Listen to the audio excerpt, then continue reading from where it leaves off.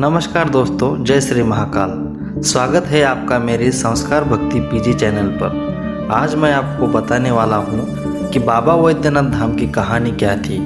कहानी शुरू करने से पहले अगर आप मेरे चैनल पर पहली बार आए हो तो चैनल को सब्सक्राइब करो और कमेंट करो हर हर महादेव और अपने सनातनी दोस्त को शेयर करें। तो चलिए शुरू करते हैं। बाबा वैद्यनाथ की उत्पत्ति कैसे हुई।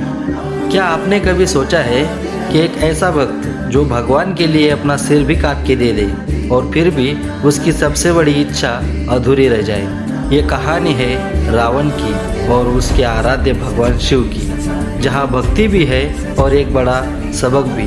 लंका का राजा रावण सिर्फ एक महान योद्धा ही नहीं बल्कि महादेव का सबसे बड़ा भक्त भी था। उसकी एक ही इच्छा थी कि भगवान शिव उसकी लंका में विराजमान हो। इसके लिए उसने शुरू की एक भयानक तपस्या। वो शिव जी का ध्यान करता रहा, लेकिन जब शिव जी प्रकट नहीं हुए तो उसने कुछ ऐसा किया जिसे सुनकर रोंगटे खड़े हो जाएंगे। उसने अपना एक सिर काटकर शिव जी को अर्पित कर दिया, फिर दूसरा, फिर तीसरा, ऐसे ही 9 सिर काटकर शिव जी को अर्पित कर दिए।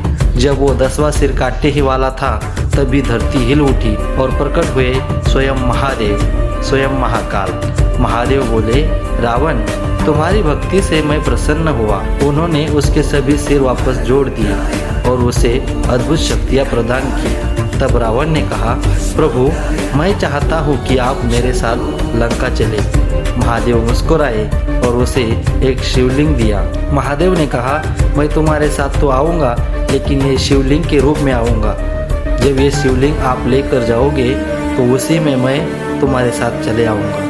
अगर तुमने इसे कहीं भी धरती पर रख दिया तो मैं वही स्थिर हो जाऊँगा। रावण ने तुरंत हाँ कर दी और देवताओं को जब ये पता चला तो वो घबरा गए। अगर शिवजी लंका पहुंच गए तो रावण अजय हो जाएगा।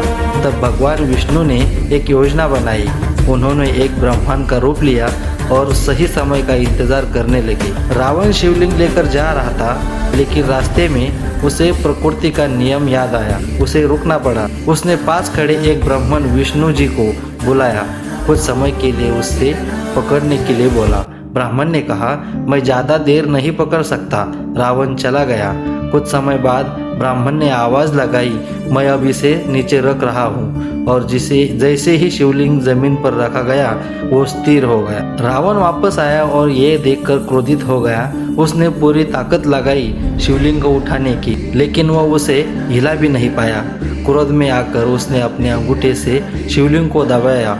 आज भी उस शिवलिंग पर उसका निशान माना जाता है। यही स्थान आज वैद्यनाथ धाम के नाम से जाना जाता है और यह 12वें ज्योतिर्लिंग में से एक है, जहां आज भी लाखों भक्त महादेव के दर्शन करने आते हैं। दोस्तों, भक्ति सच्ची हो तो भगवान जरूर मिलते हैं, लेकिन अहंकार सब कुछ छीन सकता है और भगवान की इच्छा सबसे बड़ी होती है। अगर आप भी महादेव के सच्चे भक्त हैं तो कमेंट में लिखो हर हर महादेव और वीडियो को लाइक करो और चैनल को सब्सक्राइब करो।